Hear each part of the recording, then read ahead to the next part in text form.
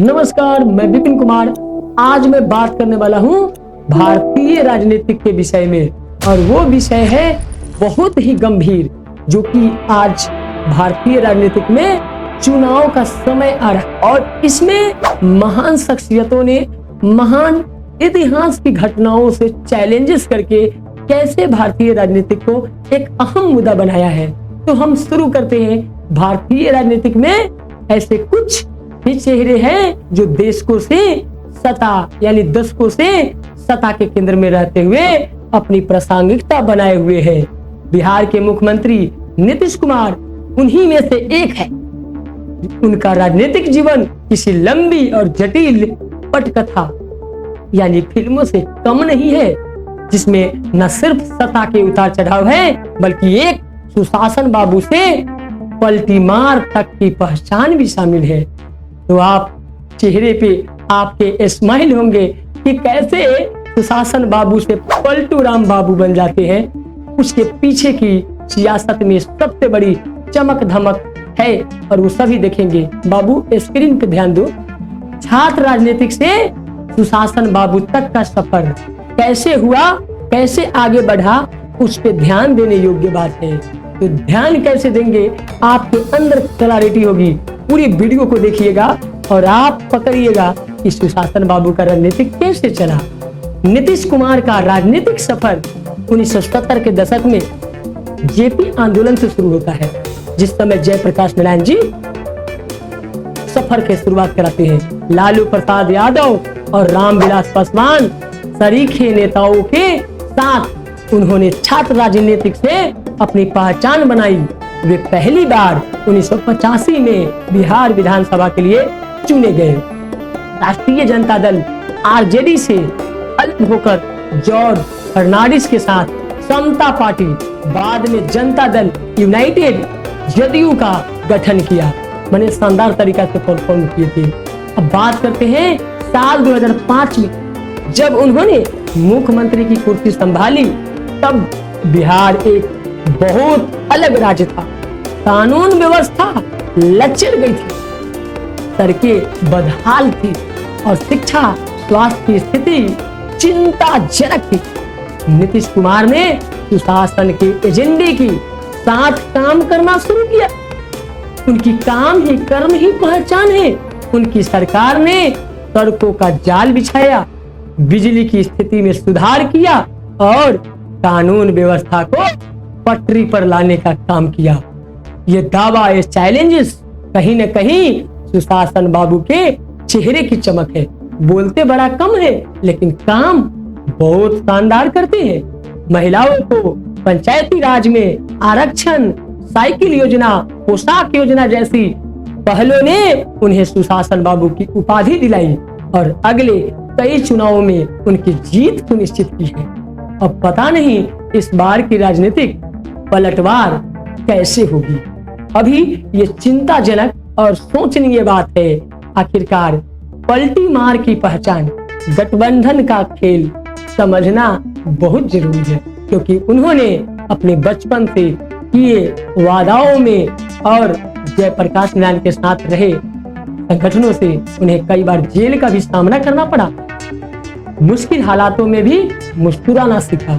हालांकि नीतीश बाबू की पहचान सिर्फ सुशासन तक सीमित नहीं है।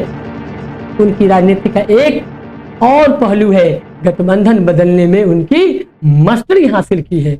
दशकों के उसके राजनीतिक जीवन में उन्होंने भाजपा और राष्ट्रीय जनता दल आरजेडी दोनों के साथ सरकारें चलाई और कई बार एक से दूसरे पाले में गए। उनका पाला बदलना और सही जासूसी के साथ सरकार बनाए रखना उनकी सबसे बड़ी पहचान है। 2013 भाजपा से 17 साल पुराना गठबंधन तोड़कर आरजेडी और कांग्रेस के साथ महागठबंधन में शामिल हुए। ये सोचने वाली बात है, जिनसे वो तोड़ दिए, ब्रेकअप कर लिए, फिर से वो जोड़ लिए, शामिल हुए। वजह थी नरेंद्र मोदी को प्रधानमंत्री पद का उम्मीदवार घोषित करना। 2015 महागठबंधन के साथ मिलकर प्रचंड बहुमत से चुनाव जीता उनकी जीत कहीं न कहीं अनोखा जीत थी और बिहार में एक अनोखा कामों का और लोगों के दिल पे राज करने का सफर था। 2017 आरजेडी के नाता तोड़कर एक बार फिर भाजपा के साथ सरकार बनाई। वजह बताई गई आरजेडी नेताओं पर भ्रष्टाचार के आरोप। इसी आरोप के कारण जो है 2022 भाजपा से अलग होकर फिर से आरजेडी और कांग्रेस के साथ महागठबंधन में वापसी की। ये वादा करना और फिर मुस्कुराते हुए इस पार्टी से उस पार्टी सत्ता बनाए रखना उनकी ये चालाकी है या चतुराई, आप लोग कमेंट बॉक्स में बताइएगा। 2024 लोकसभा चुनाव में से ठीक पहले एक बार फिर महागठबंधन का साथ छोड़कर भाजपा के नेतृत्व वाली एनडीए में लौट आए। इसी वजह से उन्हें पलटी मार या पलटू राम जैसे विशेषण भी मिले हैं। आलोचक इसे सत्ता में बने रहने की अद्भुत यानी अद्भुत लालसा बताते हैं, जबकि उनके समर्थक उन्हें राजनीतिक लचीलापन और बिहार के हित में लिया गया निर्णय करार देते हैं। ये दोनों पक्ष विपक्ष में देखा जाए तो सामंजस्यता और कठोरता संघर्ष की कहानी है। ये उनकी राजनीतिक रणनीति का हिस्सा माना जाता है, जिसके जरिए उन्होंने दशकों तक बिहार की सियासत में अपनी केंद्रीय भूमिका बनाए रखी है। केंद्र में उन्होंने लालू यादव, जब लालू प्रसाद जी मुख्यमंत्री थे उसके पहले वो रेल मंत्री में भी काम किए। उसके बाद जो है कुछ दिनों के लिए अलग अलग मंत्री परिषद में काम किए हैं।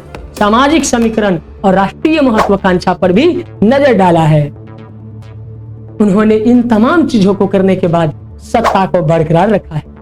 अब ये जो है नीतीश कुमार ने सामाजिक न्याय के मोर्चे पर भी विशेष ध्यान दिया है। अति पिछड़ा वर्ग, ईबीसी और महादलितों को उनका मजबूत वोट बैंक माना जाता है।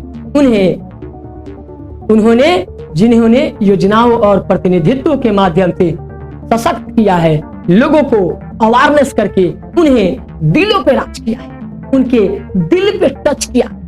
कहा जाता है ना, राजनीतिक एक ऐसा झूठों का एजेंडा है जिसमें वादा तो लंबी लंबी होती है, पूरा बाद में की जाती है।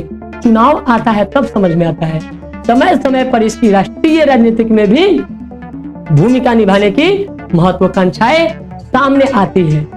2024 के लोकसभा चुनाव से पहले उन्होंने विपक्षी एकता की बड़ी मुहिम चलाई थी, जिसमें उन्हें काफी हद तक लालू यादव हो चाहे उनके बेटा तेजस्वी हो, दोनों चौकन्नी है, क्योंकि दोनों ने उन्हें धोखा दिया था। आज भी नीतीश कुमार बिहार के मुख्यमंत्री हैं। उनकी पार्टी जदयू भले ही पिछली बार से सीटों के मामले में कमजोर हुई है, लेकिन बिहार की राजनीतिक में उनकी केंद्रीय भूमिका बनी हुई है। वे एक ऐसे राजनेता है जिन्होंने समय के साथ अपनी रणनीति बदली, लेकिन अपनी प्रासंगिकता नहीं खोई। उन्होंने इसे बरकरार रखा है। वो उनकी खास बातें हैं, उनकी ये कमजोरी नहीं, बल्कि उनकी ये अंदर की चालाकी, चतुराई है। नीतीश कुमार भारतीय राजनीतिक के एक ऐसे अनूठे अध्याय है जिन्हें सिर्फ अच्छा या बुरा कहकर परिभाषित नहीं किया जा सकता। वे सत्ता के समीकरणों को साधने में माहिर है और बिहार की जटिल सामाजिक राजनीतिक बनावटें यानी कि बुनाकर भी है, और वो बुनावट को समझते भी है कि राजनीति कैसे बुनी जाती है। उनकी लंबी सीक्रेट अभी भी लिखी जा रही है, और यह देखना दिलचस्प होगा कि भारतीय राजनीति का यह चाणक्य आने वाला समय में क्या नई पलटियां लेता है या किस तरह बिहार के भविष्य को आकार देता है। अब ये देखना है, और जनता के सामने ये रिपोर्ट कि अपना बटन किसे दबाएंगे और फिर किसे सरकार बनाएंगे। ये तो अब भविष्य की बात है। अब आप सब अपने कमेंट बॉक्स में बताइए कि ये वीडियो कैसा लगा। नीतीश कुमार इस बार सरकार बनेंगे या तेजस्वी बनेंगे या अभी देख रही हैं सियासत में बहुत ही दिलचस्प लोकप्रियता प्राप्त कर रहे जन सुराज पार्टी।